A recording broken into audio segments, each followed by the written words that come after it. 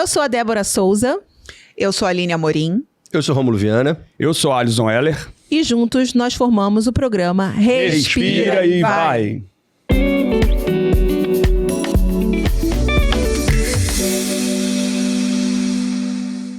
E hoje nós trouxemos um tema que a gente acabou falando no final do nosso tema passado, que é sobre autoestima. Autoestima. Essa palavra é tão repetida, mas será que a gente sabe realmente vivenciar o aprendizado dessa palavra? Porque falar é muito fácil, né? Falar, você precisa se trabalhar, você precisa se amar, né? Mas realmente, será que a gente consegue ter esse contato com essa autoestima? Você trouxe uma reflexãozinha, né? Que o celular está carregando. Né? Precisa tirar da minha mão, ó. Eita, até tirar a senha aqui. Isso aí. E senha, ó. Vamos nos nossos comerciais. Quem deve, coloca a senha. Vamos lá.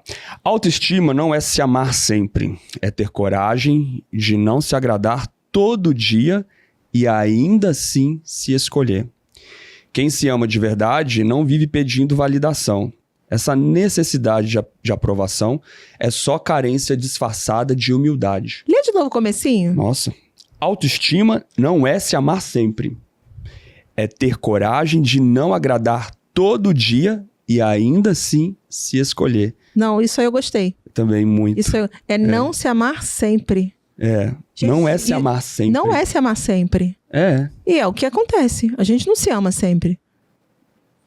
Concordo. Não é? Verdade. A gente não se ama uma cara sempre. de não concordo. Vamos lá, mas a gente enfrenta o mundo, mesmo com dor, com tudo. Lê essa segunda frase aí, só repete a segunda frase. Mas Autoestima não é se amar sempre, é ter coragem de não se agradar todo dia e ainda assim se escolher. Não se agradar todo dia, tem muito aquela coisa da criança interior também que a gente falou. Sim. Não se agradar, você quer o quê? Porque a gente deseja um monte de coisa, né? E nem sempre o que a gente deseja é aquilo que faz bem pra gente naquele momento. Então, é você chegar e falar pra você mesmo, não. Eu quero sair com o ex, eu quero sair com aquele crush que só me esculacha, eu quero sair com aquele crush que no dia seguinte não fala nada pra mim, some, enfim. Não. Né? Quando o crush aparece, não. Sim. Ou então, eu quero muito comprar essa coisa aqui, você sabe que você tá agarrada financeiramente e tal. Não, você não vai comprar. Né? Eu acho que foi você que falou ali na padaria. Ali quando a gente tava... A gente queria comprar... Como é que é o Bate Delate, né? Patrocina a gente, mentira. Bate Delate, a gente tinha lá o tablito, que bom. A gente tinha... Aí eu falei assim, não. Eu pensei assim, né? Hoje eu vou me dar de presente o Bate Delate. Ou seja, autoestima, né? Eu preciso, eu mereço, né? Eu mereço um sorvete. Me permito. Me permito pagar por 20 e poucos reais um sorvete, sei lá, 30, nem sei. E aí ele falou, não, eu vou me segurar. Eu não vou comprar isso agora. Né? Então, também é dizer não. É saber dizer sim quando você merece, quando você acha que você precisa naquele momento. E também se dizer não. Porque você está no momento realmente de controlar, né? Gostei muito disso daí. E aí, quando que vocês se dizem não de uma forma consciente? Lembra aí de algum último momento, nos últimos dias, últimas semanas, que você falou não para você mesmo? Chocolate na TPM. Chocolate na TPM. Ótimo. Gente, você quer uma coisa... mulher em TPM vira eu tenho esse dilema nos últimos meses. Eu falo sempre sobre isso com a Aline, pelo menos. Eu falo sempre que é o carro. Sim. Eu ainda não sei se o carro é uma necessidade da minha vida. Entende? Eu tenho, claro, né? Muitas coisas que o carro me traria de conforto. E você tem um cachorrão também, Eu tenho um cachorrão, mas eu tenho até Uber que leva o cachorrão pra onde eu quiser. Né? E o dia que eu preciso viajar com o cachorrão, eu pago só o aluguel do carro. Então, eu ainda tô nesse desafio interno de entender o quanto disso é vaidade e o quanto disso é eu mereço, é uma necessidade. Não, né? Se fosse necessidade, seria diferente, não é necessidade. Né? Mas pode ser um merecimento, um conforto. Cara, é um conforto. Não, é um conforto, né? Mas assim, o meu último carro, por exemplo, era um carro imenso. Não, o penúltimo carro era um carro imenso. que era a Tucson, que ficava mais parada do que andando. Por quê? Porque eu não tinha... Mas todo conforto é necessário, né? Fica a pergunta, né? Exato. Não é porque Talvez é confortável esse tipo que é de necessário, Não, é. né? Qual é a vantagem? Sagitário, com ascendente em Sagitário. Só viajar, pegar a estrada. Eu quero pegar a estrada, eu quero acordar de manhã, como eu fazia com esses carros que eu tinha. Vou tomar café da manhã em Petrópolis.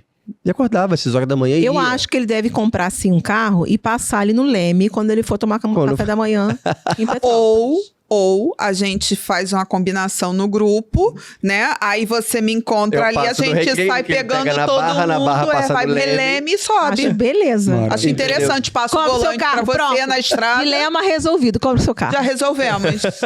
Mas entende? Uhum. Eu tô nesse lugar de me entender. E aí, até sobre essa autoestima, eu tô com um gestor financeiro pra isso. O quanto eu não achava que era autoestima e merecimento, na verdade era só uma vaidade minha querendo gastar. O quanto Impulso. disso não era só um impulso. Né? Então, pra mim, a autoestima tá sendo muito reavaliada agora, na parte financeira, pelo menos, dos meus quereres e minhas permissões pra mim. Você tá falando não. Você Mas- fala. Será que a pessoa pode ter autoestima e tá numa escassez? Pode, Pode. Pode. com certeza Se pode. for uma escassez mais pro financeiro e não a escassez pessoal, meus valores, você tá em escassez de valores, você não pode ter autoestima. Né? Se mesmo você estando num perrengue financeiro, você tem Eu vou orgulho de sair ser quem dali. você é. Porque eu acho que a autoestima tem muito a ver com o ser e não com o ter. É óbvio que o ter é importante numa vida material. Ele vai corroborando. Mas o ser quem você é isso que vai te trazer autoestima. Porque autoestima é a estima que eu tenho de mim, né? Sim, exato. Né? Então, às vezes as pessoas ficam querendo trabalhar, eu quero trabalhar o amor próprio, eu quero me amar. Você só se ama, você ama quem você conhece.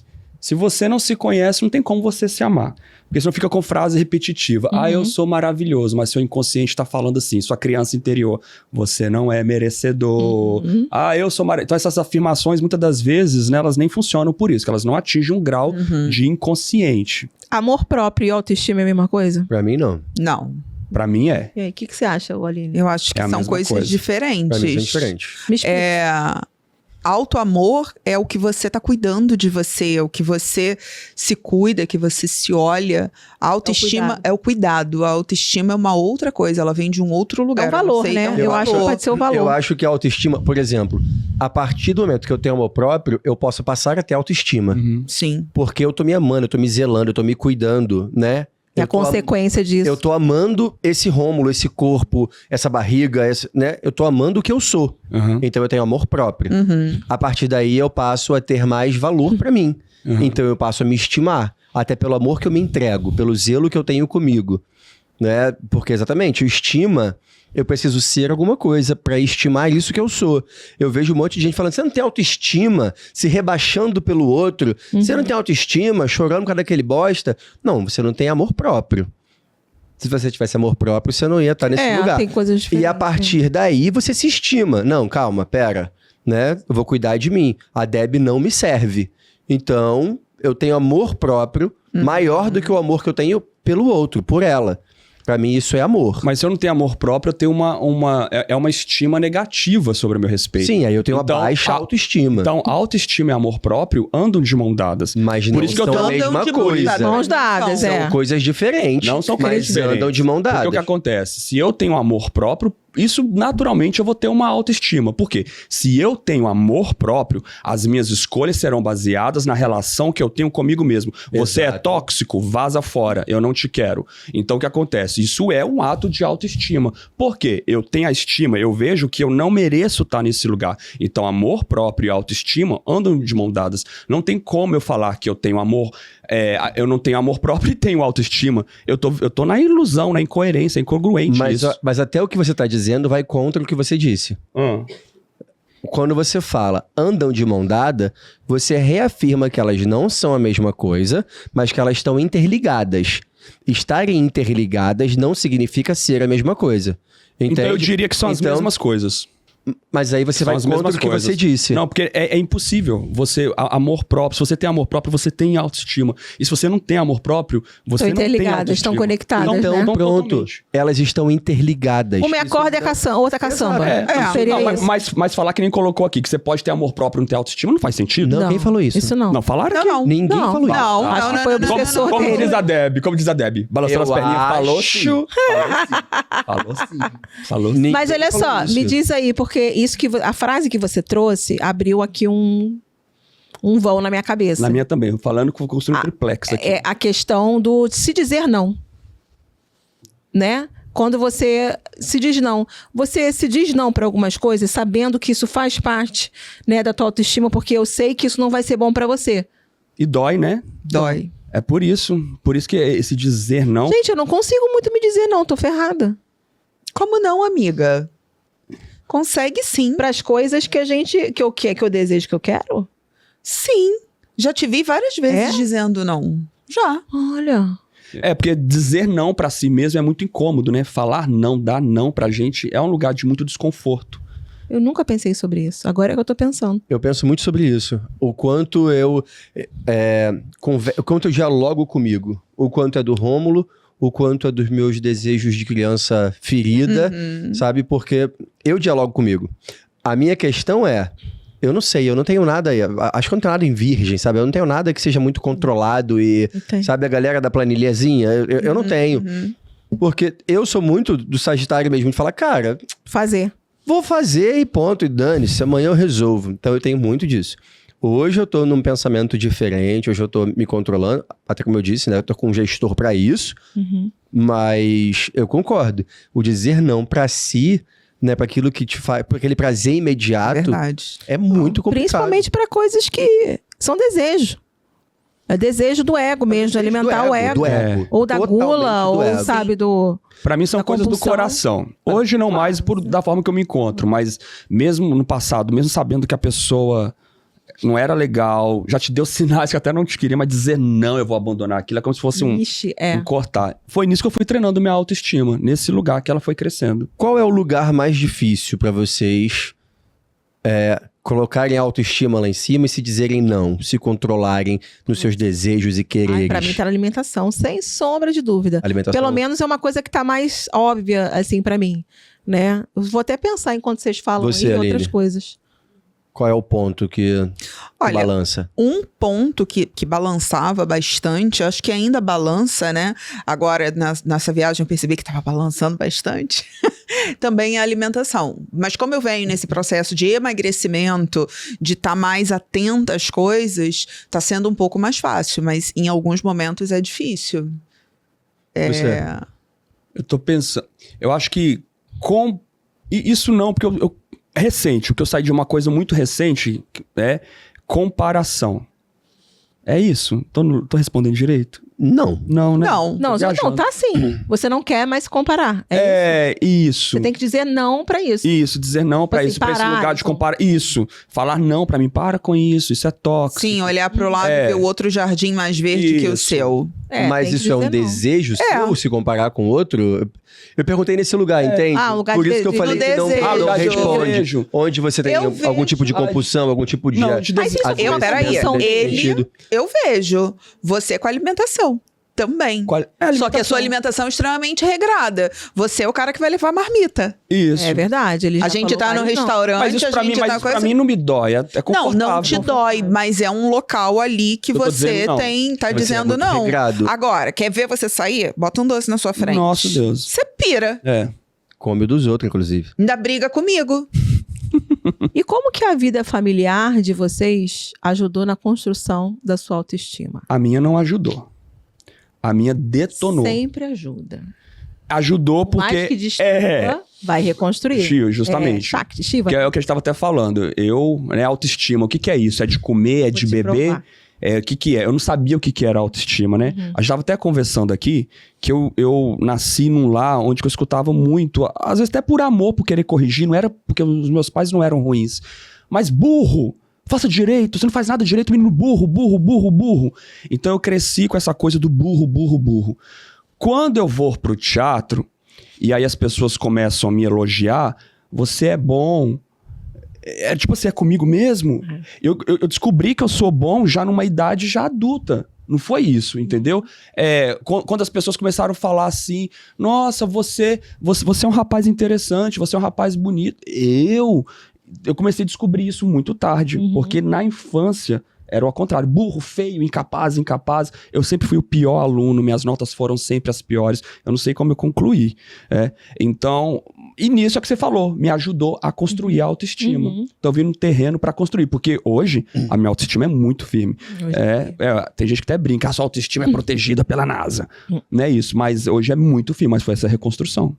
E você, amiga? Como é que a sua constituição familiar te ajudou no teu processo de autoestima? Te interferiu, na verdade, né? Sim. Ajudou a construir, no caso. Olha, ele estava falando e eu estava raciocinando, né? Sempre foi muito voltado para esse lado de trabalho.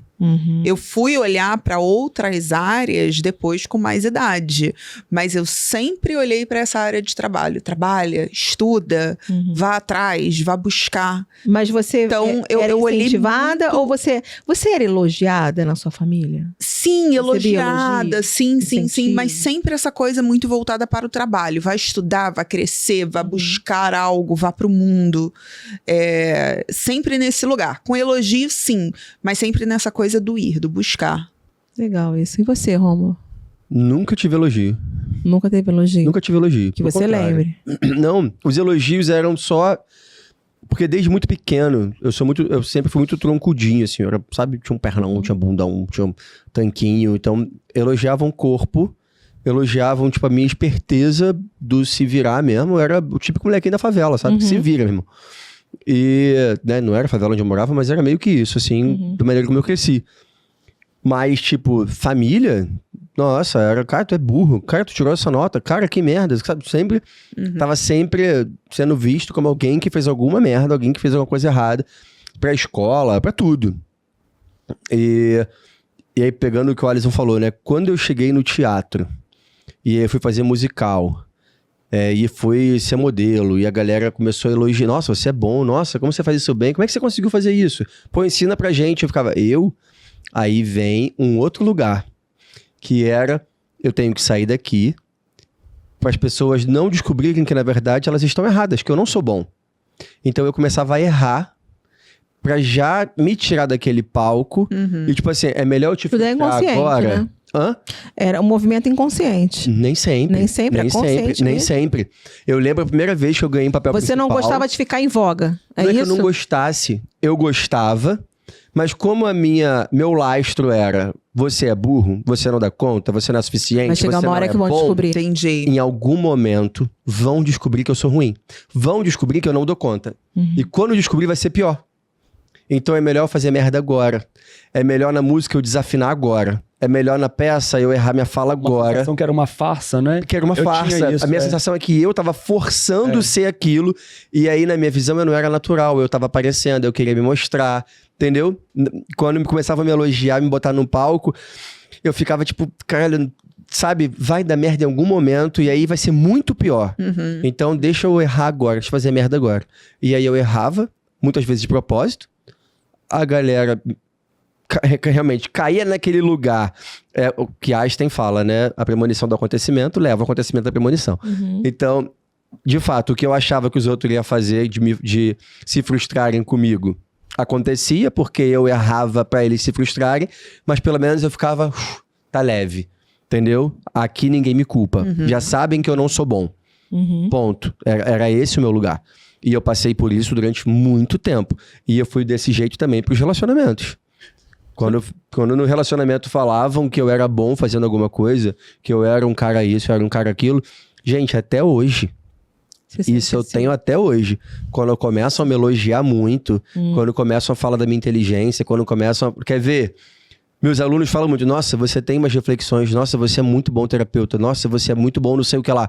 Eu começo, caralho, Romulo, tu tem umas sacadas que ninguém tem. A Aline às vezes fala isso pra mim. Nossa, tem uma sacada que ninguém tem. Daí eu fico... A primeiro pensamento é... vai dar merda. Essa pessoa vai descobrir que eu não sou isso. Sabe? Vai ver que eu não sou assim de verdade. Aí eu viro a página, eu mudo. Mas você virou... Você chegou a um tempo depois que você olhou pra isso, depois que você viu assim, Eu falo em questão de teatro, assim, você ficou arrogante. Porque depois que eu fui acreditando, eu fui ficando meio arrogante, mas como uma proteção, sabe? Do tipo, quando eu comecei a ganhar prêmios de atuação, convidado pra publicidade, aí eu fui pra uma outra polaridade. Não. Eu fui pra uma arrogância tão terrível. Não. Que... Pelo contrário. É. Pelo contrário. Eu acho que comecei a acreditar tanto naquilo, acho que foi uma descoberta que me levou pra uma arrogância. Não. Na terapia, eu consigo ir pra esse lugar, não da arrogância, mas do reconhecimento. Às vezes eu vejo alguém falando, eu falo, caraca, eu faço isso aí muito melhor, sabe?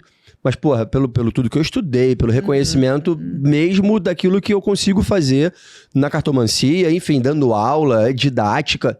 E isso eu consigo ter um reconhecimento. Não que eu seja melhor do que o outro, mas eu consigo olhar e falar, pô, eu consigo fazer isso daí. Ou eu consigo fazer melhor do que isso aí. Mas não desmerecendo o outro, mas me colocando no meu lugar. Mas, sei lá, pra áreas, tem outras áreas na vida que eu olho e falo, meu irmão, não. Pegando o gancho, autoestima, qual é o limite entre a autoestima e a arrogância? Pra vocês? Uau. Isso é... E qual o limite da baixa autoestima pra humildade? Nossa. Entendeu? Que, na verdade, a humildade... essa questão do humilde... Gente, o humilde, vai me desculpar, o humilde é o serzinho mais arrogante que tem. É o serzinho mais prepotente que tem. Conte-me mais sobre isso. A pessoa com autoestima, ela é uma pessoa potência. Ela não é prepotência. Então, que nem Mas ela pode ser que prepotente. nem o Rômulo falou aqui, não, eu olho as cartas ali, eu faço o meu trabalho e eu vejo que eu dou conta que eu faço isso aí. Ele escutando isso aqui, alguém pode falar, nossa, que metido, não sei o quê. Você se posicionar, saber quem você é, muitas das vezes é visto como prepotência, mas é a gente potência. tem que se posicionar. Mas é potência. A gente se posiciona a partir do que a gente está construindo da gente mesmo, o comparativo é sempre a gente, ou a gente precisa se comparar com o outro? A gente. Comparativo é sempre a gente. O comparativo é com a gente. Com a gente, sempre. O outro não existe. Não, esse lugar é... Mas fala esse negócio do humilde. O humilde, na verdade... como é que você falou? Humilde é prepotente. É um prepotente disfarçado. É o prepotente disfarçado. Nem todos, né? Você acredita que nem todos? É quase... Olha, você bate ali 95%, sabe? Aquele mata 99,9% dos germes. É mais ou menos isso. Sabe? Mas olha, então, eu vou discordar um pouquinho de vocês. Claro que tem...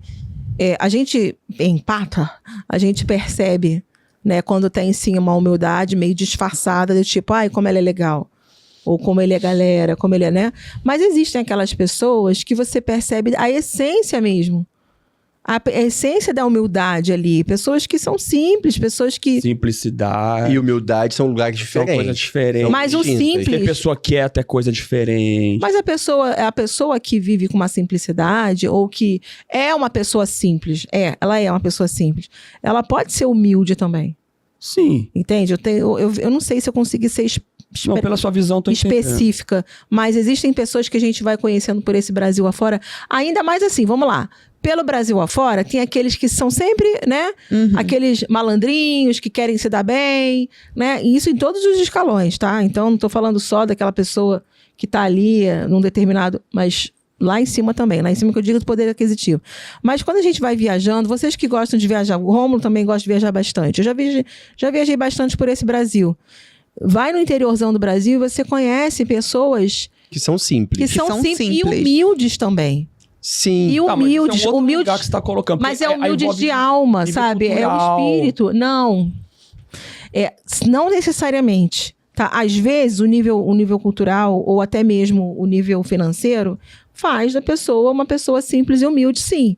Tá? Mas nem sempre, que a gente conhece. Muitas pessoas que têm um nível cultural e financeiro baixo, mas que estão ali na arrogância, tá? Então, acho que uma coisa pode possibilitar a outra, mas não necessariamente amarrar. Mas eu me reconhecer, eu não tô sendo humilde, não? Como assim? Não? Eu me reconhecer? Mas eu Eu não sou um acho bom que professor, você tá sendo realista, eu sou um bom terapeuta, eu sou uma pessoa Mas muito eu acho bacana. que isso não tem a ver com humildade. Mas isso não é ser humilde, não? Você tem a ver que é com humildade, reconhecimento. então? Acho que, pra mim, humildade tem a ver com ser simples. Não tô falando com ter ou... Tá? Mas eu me posicionar assim, eu não sou simples? Então, aí eu vou pegar teu gancho aqui só pra trazer uma coisa respondendo o que você tinha falado antes. Sobre a humildade e a baixa autoestima. Eu tava lendo, e isso tem a ver... Foi alguém da psicanálise, não sei, tá? Se foi Lacan... Sei lá quem foi que trouxe isso, mas foi uma visão... Não sei se foi... Enfim, qualquer um que eu falar aqui é mentira, eu tô inventando. E aí, a questão dessa página do livro era sobre o falso... a falsa baixa autoestima e a falsa humildade, que é disso que a gente tá trazendo. Quando a pessoa se diminui, na verdade, porque ela quer que você reconheça algo nela, porque ela quer ser elogiada, porque ela quer ser posta pra cima, ser posta pra cima. Então, essa baixa autoestima do tipo, eu sou feio, eu sou não sei o quê. Pra ouvir que não, você não é. Seu Não, corpo tá você em não, forma. seu corpo tá Uma legal. reafirmação. Essa baixa autoestima, essa falsa humildade de se diminuir perante ao Mas outro. se achar feio não é ser humilde, são coisas diferentes. Não. Aí Mas a pessoa não se acha. Ela não se acha. Elogio. É verdade. É isso Ela que ele tá faz falando. O que eu isso, tô mas em falando busca de é um justamente elogio. isso. Ela não se acha. Ela quer ser validada, ela quer buscar elogios, ela quer ser vista e ser posta pra cima. Entende? Só que aí ela não tem esse culhão pra chegar e falar, cara, eu sou e ponto. Tá? Eu sou gostosa. E acabou, meu cabelo é bonito. Então, eu entendo o que você tá falando, mas eu não acredito que isso seja a maioria. Entende? Eu não sei, gente. Não, a gente tá trazendo dentro desse contexto. Desse Existe. contexto. Desse contexto. Aí você tá indo pra um outro lugar. Não, porque foi só você rebobinar quando você vê no YouTube, Eu vou a gente rebobinar. começou a falar sobre isso. Quando eu falei de quantidade, não, gente, mas isso aí é, no caso, diria, sei lá, 80% que eu falei. Então, não. mas mas é porque é um outro muito lugar. disso também vem de uma maneira inconsciente. Quando a pessoa foi tão invalidada, e aí eu vou trazer pra mim. Eu tinha essa baixa autoestima de não ser a minha potência. Muitas das vezes, até dando aula. Isso aí, sei lá, bate aí uns 6, 7, 8 anos atrás, eu ainda tinha isso. Hoje, eu não tenho. Quando acontece, eu volto atrás e falo, não, foi o que eu falei. Do tipo, eu fazia muito isso. Em relacionamento, em conversas, do tipo assim, eu vi uma vez uma pessoa falar sobre, sei lá, tá? A blusa do Alisson manchou. Tô rogando praga, vai manchar, porque é bonita, ficou boa nele, vai manchar. Misericórdia. E aí... E aí, De ré, Satanás. e aí eu falava, eu vi uma vez uma pessoa fazendo isso, isso e isso que dá certo pra limpar a mancha, sabe? Eu vi uma pessoa fazer isso num vídeo na verdade eu não vi pessoa nenhuma, eu tive aquela Você ideia. tinha feito. Eu falei, eu li sobre isso, eu tenho o conhecimento, mas como pra mim, meu conhecimento não era validado, como eu não tava nesse lugar de ter poder de fala, Então você sempre passa a então fala eu pra outra passava a pessoa. fala pra outra pessoa. Eu inventava uma terceira pessoa que fosse acima de mim pra validar pra você aquilo que na verdade eu tô criando, ou eu tô desenvolvendo, ou eu tô falando. E isso é uma falsa humildade. Isso é minha baixa autoestima, minha insegurança me fazendo ser humilde. E aí, na verdade, eu não tô sendo humilde. Não. Eu só sou covarde, talvez. Arrogante. Eu não sou humilde. Pode ser até uma arrogância, Arrogância, sabe? Eu não acho que a arrogância Existe não uma chega na baixa arrogância, autoestima dentro disso, Eu acho que a arrogância, ela não vinculada à minha tem... insegurança. Eu acredito que a arrogância, ela não cabe nessa coisa do se esconder. A arrogância, ela estoura. Sabe? Ela não fica ali naquele pequenininho. Se é arrogante, ele quer aparecer. Não, ele não deve. cabe na humildade. Mas isso não é ser humilde. Isso não é ser humilde. Nem todo mundo que vai ter essa arrogância, vai ter a segurança de botar o pau na mesa. Entende? Quando eu me pôr pau na mesa. Começou, botar o pau na mesa. Começou. Gente. Mas, gente, vamos Mas aqui, Vamos, porque continua. vamos avançar um pouquinho a Qual conversa. que é a diferença? Porque, por exemplo, quando eu me posiciono, não, eu sou um bom professor, eu sou um bom terapeuta, isso aí tudo eu bem. faço bem. Sim. Eu estou na humildade. Eu estou na Você tá potência, na mas eu saio na pré-potência quando eu falo, eu sou melhor que você. É o que você perguntou. A autoestima é uma competição. Competição é a palavra que você usou? É Maravilhoso. comigo mesmo. Não Ou é com com o o outro. Não tem nada a ver com o outro. Então eu sou bom, eu sou bom, mas nada a ver com você. O que a Debbie faz é ela, entendeu? Eu não estou na sua, eu estou na minha. No seu processo. E vamos ver, vamos lá. Para mim, começa a complicar essa questão da autoestima. Né? A gente falou de família, a gente começou a falar de família e tal. Como é que é a nossa referência e tal. Cada um contou um pouquinho do seu. Né? No meu caso, rapidamente falando, que eu não falei da minha autoestima na família, era muito ligada a menina bonitinha, coisinha, sabe? Aquela coisa da belezinha mesmo. Né? Então, eu era estimulada, assim, com essa coisa. Tanto que minha mãe queria que eu desfilasse. Ela me levou uns 3, 5 desfiles. né? Que eu era um varapauzinho, né? Até os meus 10 anos, não parece, mas eu era. Posso provar. Né? Mas não queria aquilo, mas minha mãe queria, né? É linda, que não sei o quê. Enfim. Mas eu sempre fui muito estimulada, assim, pela minha família, pelo menos nesse ponto. Né? Eu tinha dificuldade, sempre tive dificuldade. Eu estudava sempre em escolas. Aí é que a gente vai entrar no tema da escola. Em escolas, a partir dos meus 8 anos, eu passei por uma escola que era uma escola mais puxada, mais difícil, né? Uma escola de freira, né? E, assim, gente, meu cognitivo não foi acompanhando, né? Ele não acompanhava, sabe? Então, a minha autoestima, ela começou a ser colocada em prova na escola. Quando eu comecei, onde eu tirava 8, 9, né? Ali eu comecei a tirar 6 e 7 no início. Depois foi só ladeira abaixo. Né? Então, e na nossa época, eu não sei como é que tá hoje, né, a garotada aí nas escolas, isso era muito referência para discriminação. Muita. Para preconceito. A criança que tirava notas baixas. CDF, né? Porque antigamente, gente, os professores faziam assim: João, vem pegar sua prova, 10, parabéns. Né? Rômulo, 7, tem que estudar mais. Débora, 6, se esforça muito mais, hein, minha filha? Então, assim, e naquela época eu era uma criança que estudava numa escola numa sala de 30 alunos, eu não queria ser vista, sabe aquela coisa? E falar o meu nome em voz alta, e falar da minha nota, e dizer que eu tinha que estudar mais. Então, a ladeira abaixo começou ali, na escola. E a partir do momento que eu percebia que eu era muito diferente, né, das crianças que estavam já naquela escola, que era uma escola já puxada, aí, meu amor, aí começou a ir ladeira abaixo, eu comecei a me isolar. E aí eu queria saber como é que foi pra vocês. Mas essa sua base em casa, ela não estava firme. Porque talvez não. É o que a gente falou da captação que a criança vai captando. Porque o que acontece? Se a sua base em casa tivesse firme, como esse lugar que a sua mãe colocou, a modelinho, não sei o quê. Porque eu acho que foi pra outro lugar. Mas ela foi e colocou só talvez uma coisa estética. Porque, por exemplo, a minha, como em casa eu era detonado, na escola eu fui mais escorraçado, semelhante em casa. Então o que acontece? É tudo projeção do lá. Escola é gritante lá. Por mais que o professor pode falar, ô seu burro, você tirou 3,0 aqui, vai estudar direito. Mas se sua mãe lá na sua casa, desde pequeno, olhava no seu olho, ô minha filha, você pode conseguir tudo que você quer, porque a autoestima vem de berço. Quem não conseguiu autoestima de berço vai validação, ter... Mas aí também entra naquela história do tipo assim, a família, o pai e a mãe dá aquilo... Que tem. Não, mas o que eu tô falando, né? Vem de berço. Que quem não teve uma autoestima de berço vai ter que construir isso na vida se quiser viver nesse planeta. Vai ter que pegar a sua criança. Não vem de berço, né? Só por um segundo. Não vem de... Às vezes não vem de berço. Vem de berço. A autoestima às vezes não vem do berço, amigo. Vem de onde? Às vezes você precisa construir na vida. A sua não vem. Não. A gente constrói. Onde vai decidir se você vai ter autoestima ou não, é no lar. Decidir, não. Decidir. Começar a construir.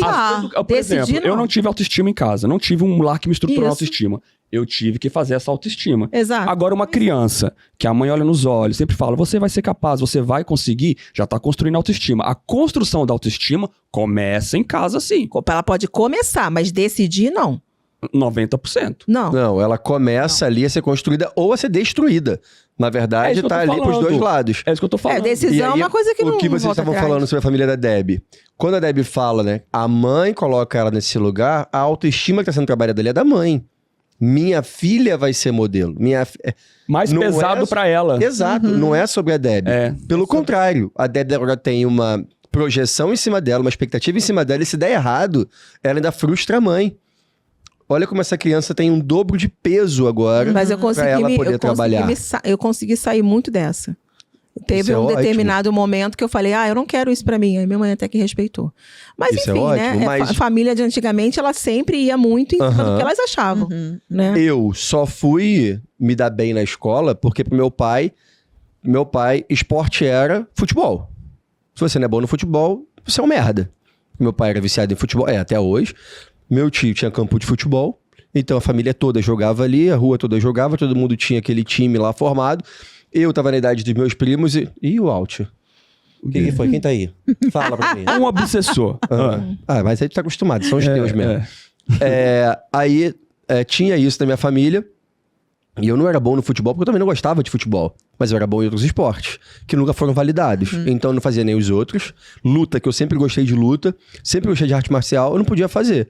Porque o importante era o futebol. Se eu não gostava de futebol, eu fazia os outros por causa de quê? A dança não era validado. Fui me formar em dança por vontade minha mesmo. Mas era nesse lugar. Então, quando eu vou pra escola, que aí eu não era bom no basquete, me valida de novo nesse mesmo lugar de ruim, você não sei o quê, você não tem jeito. Meu professor de educação física era grosso pra caramba também, brigava. Então, pra mim, essa invalidação, né, da minha autoestima, ela se reforça também na escola, dentro dos esportes. E era complicado. E aí, esporte é uma coisa que leva bastante a pessoa. E aí, quem eram os artistas da minha infância, da minha adolescência, na verdade, como referência? Era Backstreet Boys, era NSYNC, tudo americano, olho claro, cabelo liso. Então, o moleque que não tinha o olho claro, que não era daquele jeito, aquele corpo, não era bonito. Automaticamente, meu olho castanho, meu cabelo era liso, ok, mas era aquele cabelo desgrenhado pra caramba. Então, eu não tava dentro do padrãozinho. E aí, eu não era bonito, né? Então, isso tudo foi construindo uma baixa autoestima em mim, reforçando e validando cada vez mais. Reforçando cada vez mais aquilo que veio de casa. Né? É isso que eu tô Aquilo falando. que veio de casa. Começa ali. A autoestima ou a baixa estima começa em casa. O que você vai fazer disso começa de você tendo consciência. Mas tudo é casa, gente. E a Aline? Como é que foi essa construção familiar na sua autoestima? O que a família Não, como eu falei, a família, ela sempre me apoiou, sempre coisa... O que eu senti muito foi a época de colégio. Então, colégio é... Colégio eu senti muito, porque isso aqui é plástica, tá? Não se enganem, isso aqui não é original de fábrica. Mas aí você sentia também Muito, porque Carnaval no colégio... Muito. No colégio eu nem usava óculos para não chamar mais atenção. Então, era sempre alguma piada relacionada ao meu nariz e aos olhos grandes, aos olhos esbugalhados. Então, o primeiro dinheiro que eu ganhei, eu falei, eu vou cortar esse nariz. Foi a partir daí que eu comecei a construir mais uma autoestima com a minha imagem. Mas no colégio, nossa, eu sofri muito. Era cada apelido. Muito bullying, era né, gente? Muito bullying, muita coisa. E naquela época não tinha isso que se tem hoje, né? Era muito complicado. Então eu fugia de tudo. Eu fugia da educação física, fugia de... Quanto mais lá no cantinho eu tivesse para não ser vista, para mim era melhor. Vocês sofreram bullying ou vocês foram aqueles que fizeram bullying? Os dois. Eu sofri. Mas eu mais sofri. Mas eu também fiz. Eu sofri. Eu não lembro de ter feito bullying. Eu também não. Gente, eu sofri bullying em casa. Na escola eu fazia. Mas eu era o herói da parada. Porque assim, vamos todo mundo zoar a Deb. Eu caía matando em cima da Deb. Quando eu via que a Deb já não tava aguentando mais, eu fazia todo mundo parar. Chega, gente. Não, acabou. Vamos falar de outro. Eu, por exemplo, quando o pessoal falava, Rômulo, sei lá, esse shortinho curto aí. Foi a tua mãe que me deu quando eu dormi com ela. Então, eu era muito bom com resposta, né? Eu tenho um monte de coisa em gêmeos, né, gente? Então, assim, pra mim, irmão, essa criatividade do responder era rápido. Então, eu conseguia fazer muito bullying com a galera que fazia bullying. Então, eles não mexiam comigo porque eu botava o deles na reta. Mas eu era muito tranquilo nesse aspecto. Não, bullying é uma questão importante, né? Porque eu acho assim... não acabou o bullying. A gente começou a falar de bullying já de um tempo pra cá, mas ele não acabou. Pode até ser que o bullying tenha tomado outros níveis, outras formas, outros contornos, né? Porque hoje em dia é se cobrado muito da escola falar sobre isso. Né? A professora, ela precisa estar atenta. Eu fui, né, de sala de aula, né? Então, a professora tem que estar muito atenta dentro dos círculos, dentro da tua turma, né? Muitas vezes eu escutava muitas histórias, né, de amigas, colegas. Não, porque minha filha está sofrendo bullying e tal. Mas como é que é esse bullying?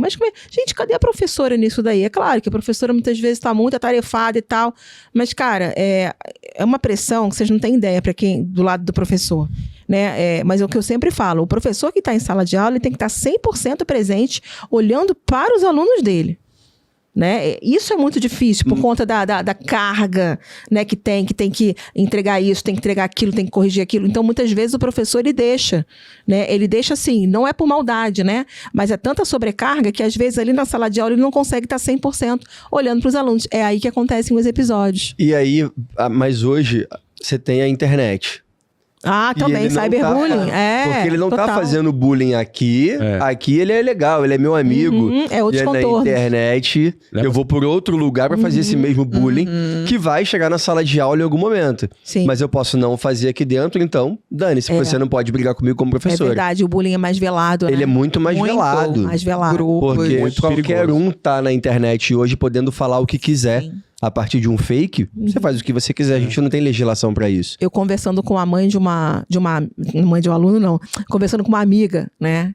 Ela disse que teve uma polêmica, né, na escola do filho dela, porque não foi com o filho dela, mas foi com uma criança da sala. Uma parte da turma fez um grupo de WhatsApp para esculachar 2 coleguinhas da turma. Um grupo. Nossa. Um grupo de WhatsApp para esculachar, fazer meme, fazer figurinha, fazer isso, fazer aquilo.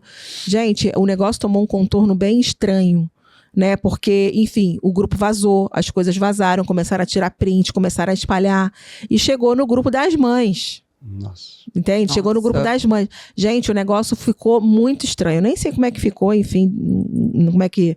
Mas eu acho que é isso, é os novos contornos do bullying. Do bullying. Né? Então a gente precisa, você que é mamãe, ó, fica muito atenta aí para comportamento de criança que muda de repente. Em casa tá tudo certo, tá tudo ok, né? Se certifique que tá tudo ok mesmo, óbvio, né? Mas de repente a criança muda o comportamento, né? Então é uma coisa que a gente precisa estar atento mesmo, porque isso vai ter consequências na vida futura, na vida adulta, né? E isso vai trazer, de novo, né? Quanto desse pai e dessa mãe, também com as cobranças sociais das redes sociais, esse pai e essa mãe, seja lá o que for, não tá olhando para a autoestima dele, não tá olhando para as suas faltas, não tá tomando conta se o marido tá curtindo, né? O que o marido ou a isso aí. esposa tá curtindo nas redes sociais. E aí, com Exatamente. isso tudo, essa pessoa não tem tempo também, ou não olha, tá né, olhando pra aquilo que tá para acontecendo. aquilo que tá acontecendo em casa ou na vida dele de maneira geral, na rotina. Agora vamos para um tema também muito atual: corpos, beleza, padrões, internet, Disso nós entendemos. né? Claro. Todos nós somos sensuais. E o 3x4 dele Sensuais. no Que feed. delícia.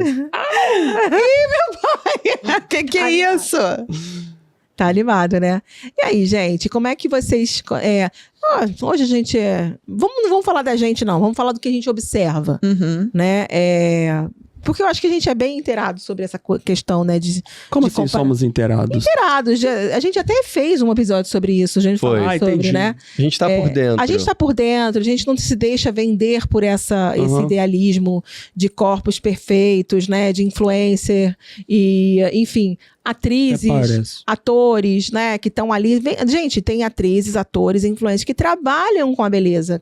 Então, assim, ou seja, imagina só uma mãe. Vamos falar da questão feminina, que também o masculino, os homens também têm essa pressão, né? Mas vamos falar no nosso lugar de fala aqui. Imagina só, uma mulher que tem 3 filhos, né, que trabalha fora, né, que cuida da casa, pode até ser casada, ou pode ser, né, divorciada, solteira que seja. Ela tá ali rolando, né? E ela tá seguindo quem? Ela tá seguindo principalmente, né, as blogueiras fit. As blogueiras de moda, as blogueiras, né, que vão falar de beleza.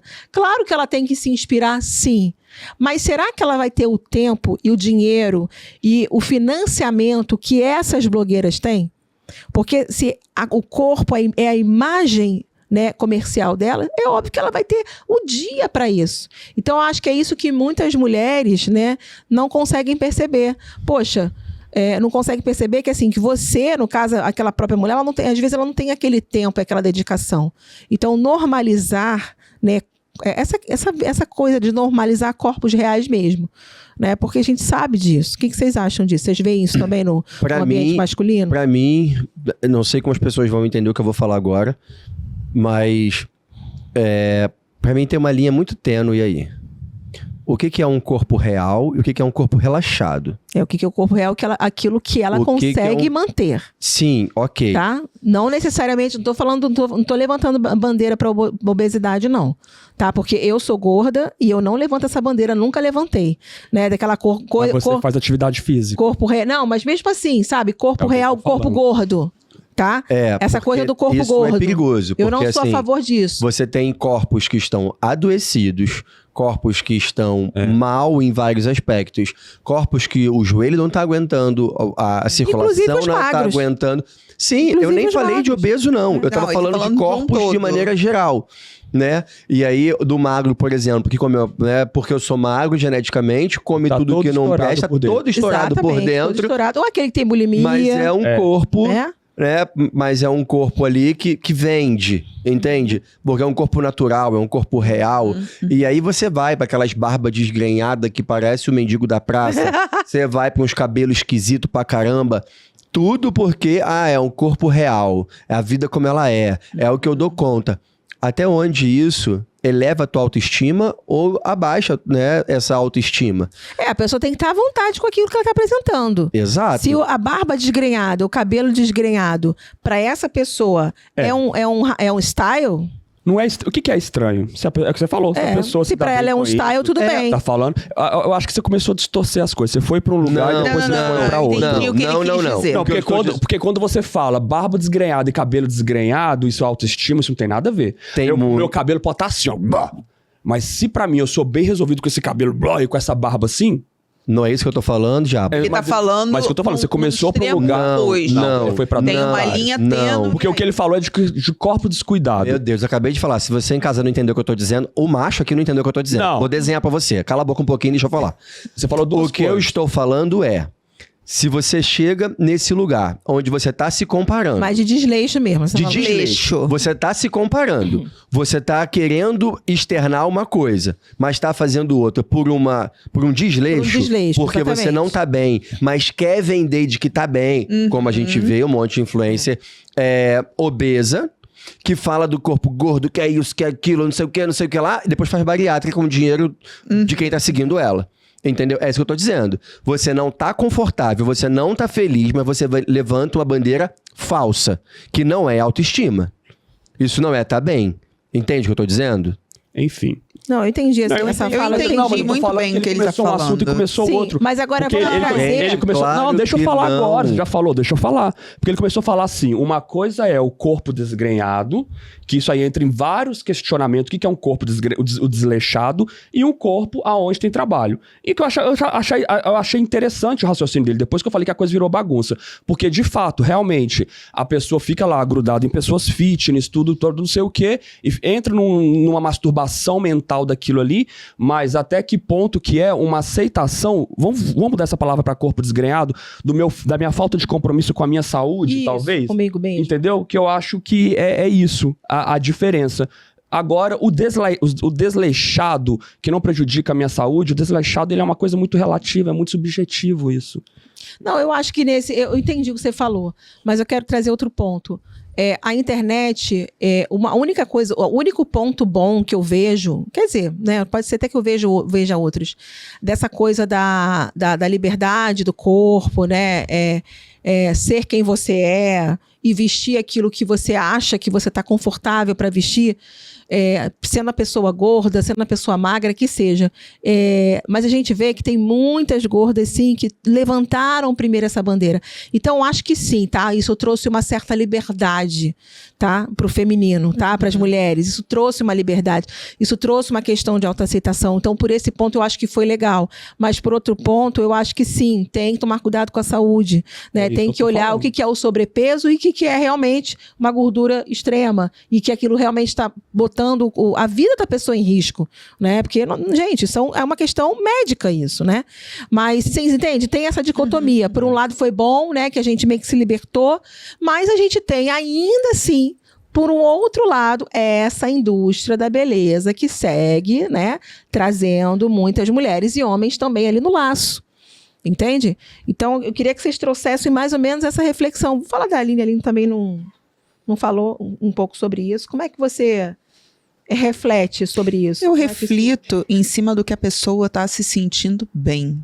de onde ela se olha no espelho e se sente bem com ela. Porque a gente estava até conversando sobre isso no intervalo, que muitas pessoas se veem, mas, elas se olham, mas elas não se veem.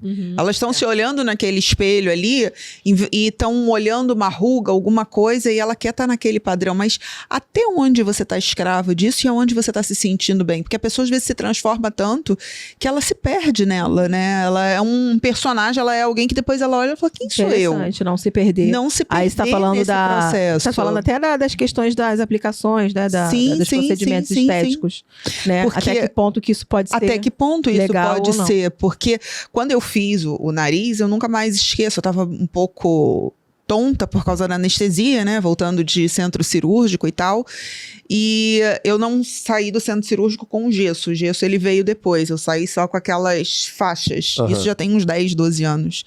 E eu lembro perfeitamente, entrando no quarto, uma pessoa que estava saindo para cirurgia. Eu não sei o que ele ia fazer. Nada. Mas eu lembro perfeitamente dele falando isso. A minha mãe depois confirmou, que eu achei que fosse sonho, né? Da anestesia. Ele falou, eu amei o nariz dela. Eu quero um nariz igual dela. Aí depois eu fiquei refletindo nisso. Eu falei, gente, ele quer um nariz igual o meu? Mas onde é que tá a imagem dele? Onde tá essa coisa que orna, né, com o rosto dele, né?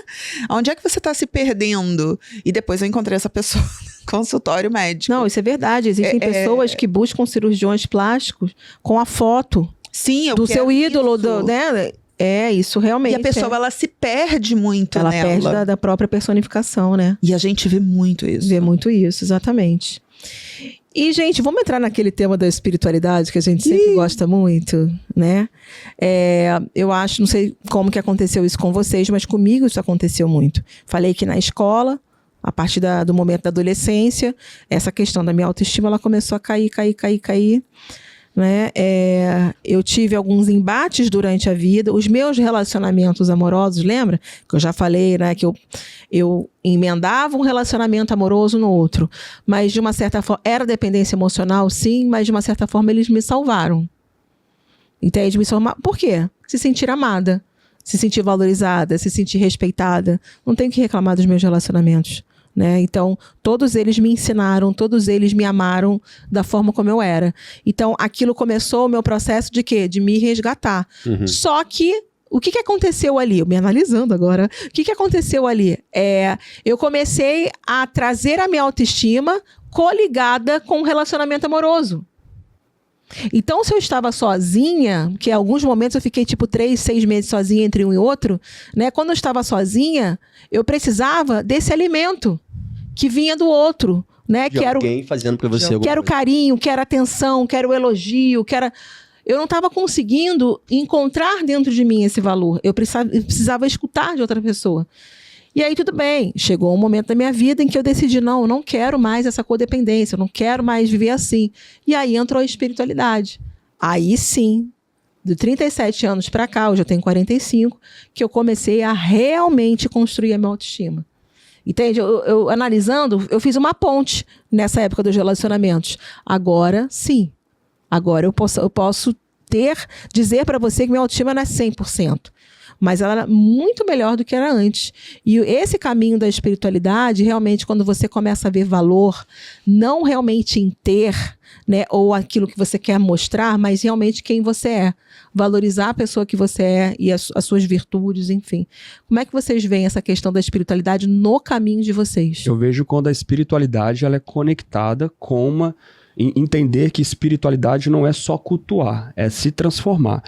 Porque quando é uma espiritualidade muito religiosa somente, dificilmente a pessoa vai entrar nesse lugar que você entrou. É porque você teve esse caminho com o espiritual, entendendo que se espiritualizar é se transformar. Então, uma espiritualidade terapêutica. Né? Então, é esse contexto. Porque o que a gente vê, na verdade, quando é uma espiritualidade muito de religião e só devoção, sem transformação. Devoção é só no outro, né? É sem mudança. Pelo contrário, é um lugar muito de anulação, de doação, de cansaço e de estresse. Mas quando pega esse lugar do espiritual, me espiritualizar é me transformar. Meu eu crístico, né? Trabalhar minha mudança, o que os espíritas usam muito esse termo, eu gosto muito, reforma íntima. Reforma íntima. Adoro isso. Entendeu? Então, aí consegue fazer a diferença. Senão, fica elas por elas. Fica elas por elas. E você, Romulo, o que você acha? Pra mim é bem dicotômico esse lugar e ele é muito... Tem um muro aí, né, que separa essas duas visões pra mim. Porque, de um lado, você tem a religiosidade, onde, pegando o gancho do que a Alison falou, eu me anulo, porque tudo que acontece é Deus, se for bom. É o orixá, é a pombagira, é o cigano, é Buda, é os caralho de asa. Se for ruim, foi um egum, foi a inveja. Então, sempre tem alguém com um poder acima de mim na minha vida. Pra mim, isso é péssimo. Isso, a mim, é o problema da religião, assim. Porque não me dá autonomia sobre a minha vida e eu não tomo poder pra mim. Tem sempre um orixá, tem sempre alguém que tá tomando conta da minha vida e fazendo na minha vida aquilo que eu não tô fazendo, né? Como se eu não tivesse direito de escolha.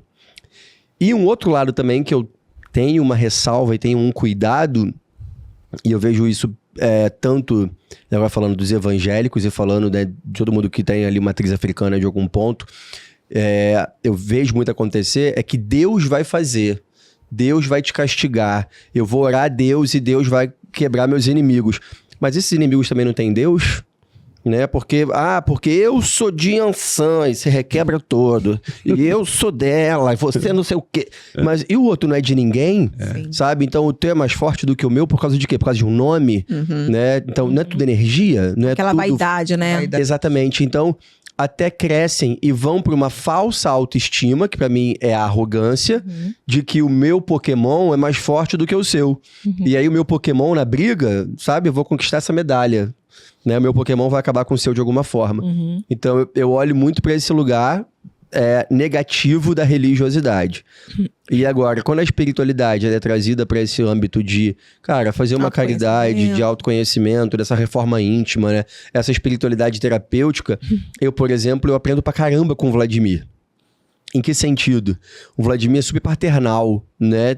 E ele... Normalmente você traz uma pergunta para ele fala sobre e te devolve a pergunta. Né? E a psicanalista? O Vladimir tem muito disso. E eu fui aprendendo isso ao longo do tempo com as consultas dele, porque eu fico muito de espectador nas consultas dele. E eu fui aprendendo isso com ele, assim, de olhar para esse aspecto de calma.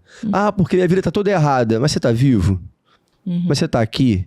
Você não tem nada de bom hoje acontecendo na sua vida? Então, o Vladimir fazia esse questionamento para as pessoas e eu comecei a pegar isso para mim.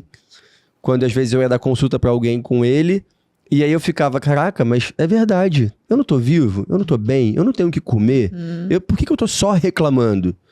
Então, será que não tá na hora de eu, né, agradecer pelo que tem, pra gerar essa energia de agradecimento e vir mais coisas pra eu agradecer? Porque onde a gente foca, cresce.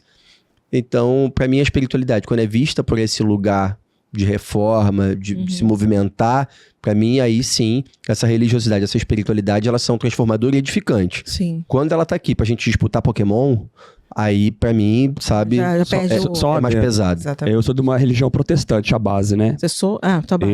Então, assim... Me deu um susto agora. Eu sou do mistério, glórias. E, assim... A minha autoestima foi detonada. Já era detonada, né? Pegando aquele exemplo que eu falei. Então, em casa já não tinha uma base. Religião detonou com a minha... Quando eu tava no processo religioso, assim. Sendo religioso. Porque é aquela coisa do tá sempre fazendo errado. Já carregava isso comigo. Tô sempre fazendo errado. E tô fazendo errado. E Deus não gosta de mim. Deus vai me castigar. Deus vai me mandar pro inferno. Então aquilo ficava muito. Então religião detonou com a minha autoestima. Ajudou ali a ficar detonada a minha autoestima. Sabe onde... Acabou muito dogma detona, muita né? coisa, né? Qualquer coisa, uma mentirinha que você fala é do capeta, sabe? É muito pesado. A minha base também foi cristã. E quando eu fui conhecer Candomblé, por causa de duas amigas, eu comecei a incorporar dentro de casa, né? Com o Vladimir, 17 anos, meus pais evangélicos. Imagina o furdunço que foi. E aí, eu fui conhecer o Candomblé por intermédio de duas amigas. E lá, falaram, você é de orixá tal. E do orixá tal, então você tem isso, você é fofoqueiro, você não sei o quê, você é negativo, você não sei o que lá, nananã. Porque tem o Odu não sei qual. E aí pegam você, botam num arquétipo e pronto, você agora é aquilo. Não.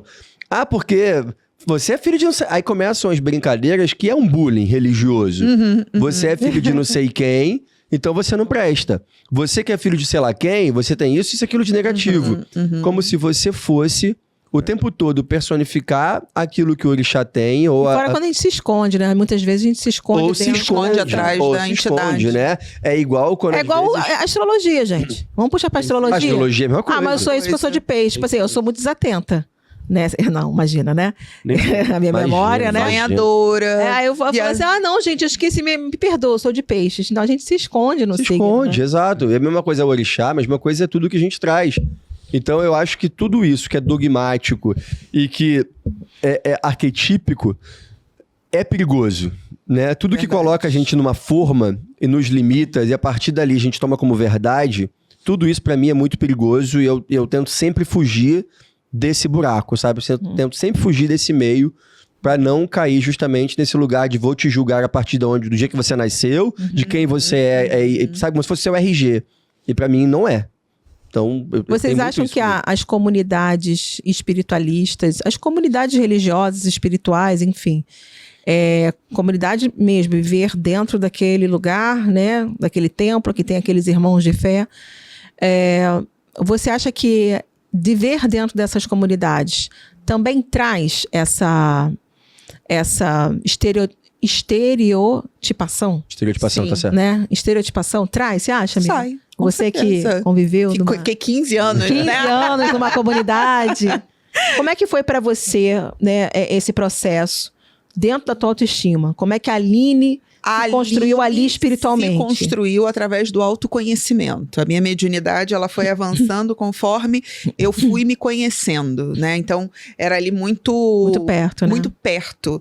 E eu me desenvolvi muito, eu me olhei muito nesse momento. Só que também, em alguns momentos, meu irmão, principalmente, adorava falar isso.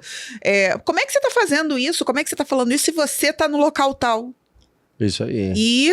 qual o problema? Ah, entendi. Tipo assim, entendeu? se você tá lá, você tem que estar santificado. Se você tá lá, você não pode cometer nenhum errinho. Nenhum errinho. Aí ele ficava até brincando comigo, né? Então, do lado de fora que foi isso, né? Do lado de fora te julgavam porque você tava ali. Não era nem julgar. A parte do meu irmão era mais de sacanagem mesmo. Tanto entendi. que ele ficava implicando comigo que na minha camisa tinha que estar escrito silêncio. Eu falo demais.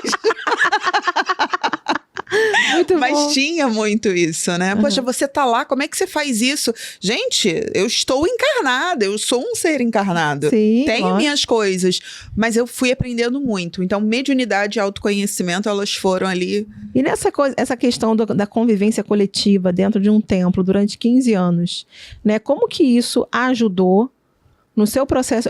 Assim, gente, vamos lá. Todos os níveis... escola, família, templo, moldando pode ter, sim, coisas que vão tentar destruir. Mas eu vejo isso como uma forma benéfica. Porque é aquela questão da fênix mesmo. Muitas vezes a gente precisa destruir para depois a gente construir. E aí eu quero finalizar com você perguntando que você reflita sobre isso com a gente. Como é que foi para você? Algumas coisas a gente sofre influência, outras a gente começa a ver que não era bem aquilo ali, e você vai se moldando e entendendo que talvez você não caiba mais naquele espaço. É muito bom, é muito gratificante, você aprende muito, você cresce muito, mas tem uma hora que deixa de fazer sentido. Você também passou pela mesma coisa.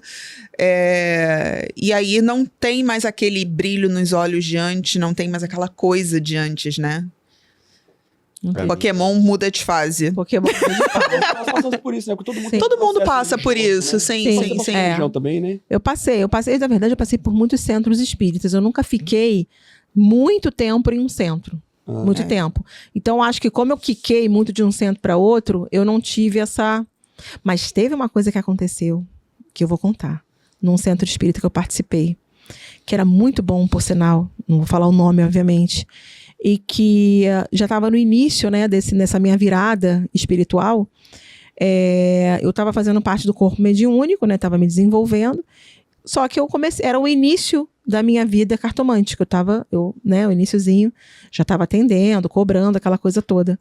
E eu fui, praticamente, eu fui expulsa, eu fui convidada a me retirar. Você trabalhava com cartas? Porque eu trabalhava com cartas. Né? Então, assim, isso mexeu... Imagina como mexeu comigo, né? Mexeu muito comigo. Eu abri um jogo de carta de 9 para mim, para eu entender aquilo ali, né? E eu entendi muito bem naquele jogo de cartas, mesmo estando bem destemperada, né? Porque eu tava, né, rejeitada, gente. Mais uma vez a rejeição bateu na minha porta, né? E aí eu entendi que realmente esse movimento era importante para que eu saísse dali e não buscasse mais templo nenhum, né? Onde eu fosse estudar, onde eu fosse me conectar, né, espiritualmente, e assim aconteceu. Né? Eu cheguei, sim, a frequentar ainda alguns lugares, mas não de forma muito contínua. Mas isso que aconteceu nesse último centro espírita que eu participei, para mim foi minha libertação. Então, ali, para mim, foi muito importante. E agora eu quero saber de você, como é que tá esse processo de autoestima? Sua família trouxe para você mais motivos para ter autoestima ou baixa autoestima? E o que você tem feito para se autoestimar? Conta pra gente nos comentários. E hoje a gente fica por aqui. Esse foi mais um programa. Respira e vai, Songamonga.